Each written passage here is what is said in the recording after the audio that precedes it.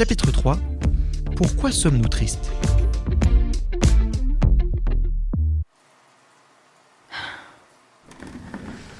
Bah alors, pas la forme on dirait. Ça va. Tu penses que la vie a un sens, toi ? Bonjour César. On vient de le voir, la tristesse peut être paralysante au quotidien en entreprise, pas qu'en entreprise d'ailleurs. On a peur de laisser le passé devenir le passé, on souffre un peu de notre impuissance, au point de ressentir parfois une douleur dans le cœur. Et pourtant, après un temps d'adaptation, il faut savoir accepter que la vie continue et savoir avancer. Et oui, dans tous les cas, nous allons rechercher à retrouver ce fameux équilibre dont je parlais dans l'épisode précédent, l'homéostasie, ce fameux terme scientifique. Mais pour pouvoir accepter, certes, le temps va jouer et va faire son œuvre. Mais il s'agit aussi, en plus du temps, prendre ce fameux recul dont on parle depuis le début, cette fois-ci sur notre tristesse, et de chercher à comprendre ce qu'elle a voulu nous dire. Quel était mon besoin dans cette situation qui a été ou qui est toujours vécue douloureusement ? Si on reprend un petit peu la tristesse dès le départ, comment on la ressent ? Comment elle s'exprime du point de vue du corps ? Alors là encore, je vais parler de signal d'alarme corporel.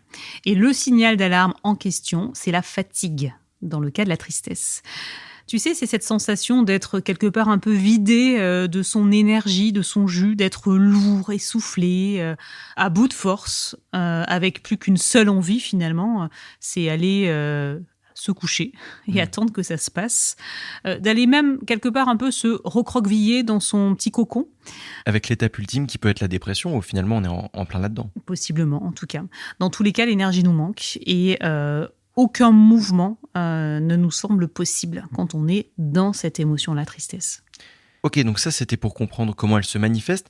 Maintenant, si on essaie de la décrypter, c'est quoi le besoin profond derrière l'émotion de la tristesse ? Eh bien, en général, c'est un besoin de calme, d'apaisement, de sens, surtout de sens et d'harmonie, qui est caché derrière la tristesse.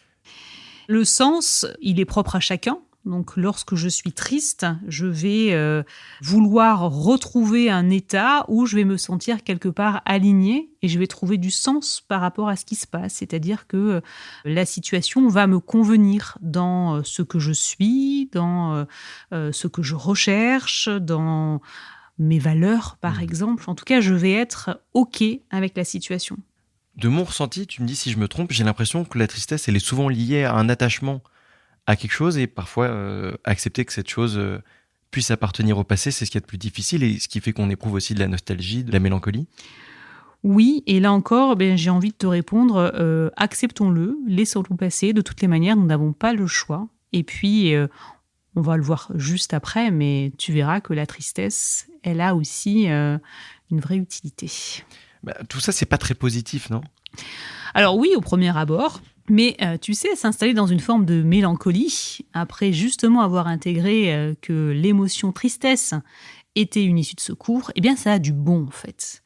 Ça favorise cette fameuse quête de sens, de compréhension, de comment on fonctionne, de ce qui est important pour nous, mais aussi la compréhension des autres, ce qui permet de développer notre bienveillance et notre empathie. Tu vois où je veux en venir ? Complètement, tu vas me parler de l'intérêt de cette émotion dans les entreprises, je pense. Oui, exactement. Si la tristesse contribue à développer chez chacun de nous ces deux qualités, alors, j'ai envie de dire, on a tout à y gagner.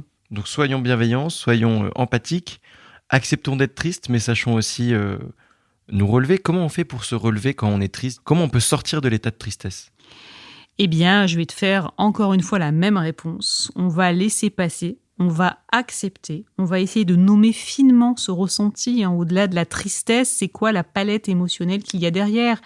Est-ce que je suis malheureux ? Est-ce que je suis mélancolique ? Est-ce que je me sens désabusé ? Est-ce que je me sens désespéré ? Il y a tout un vocabulaire, encore une fois, toute une palette émotionnelle qui sera différente chez les uns et chez les autres.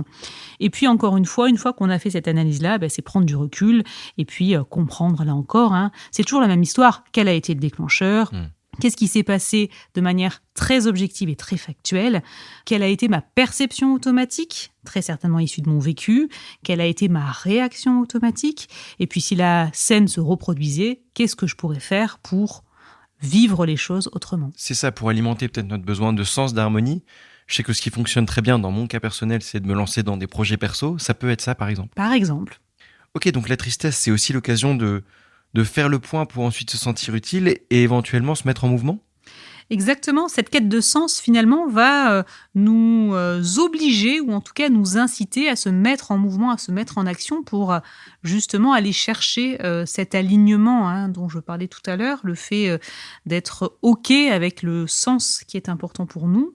Ça peut occasionner finalement chez les uns un changement de carrière. Ça peut occasionner aussi chez les autres un changement de posture aussi au sein de son entreprise. Bref, ça va aussi pousser certains à faire un bilan de compétences notamment. Là, tu me parles d'une tristesse qui serait prolongée, sans forcément penser à une tristesse qui s'installerait dans la durée et nous mènerait à des problématiques de long terme. Comment on peut faire quand on a un petit passage triste ? Est-ce qu'on est obligé d'en arriver là ? Bien sûr que non. L'intérêt aussi de ressentir cette émotion tristesse, c'est de pouvoir ensuite, une fois que c'est passé, se mettre en mouvement, se mettre en action pour aller justement rechercher ce sens qui est important pour chacun d'entre nous. Par exemple, cette quête de sens pourra prendre la forme d'un changement de carrière. On parle beaucoup aujourd'hui de reconversion professionnelle, par exemple. Ça peut aussi occasionner un changement de posture parce que nous avons pris conscience que la posture que nous avions adoptée jusque-là n'était pas la bonne.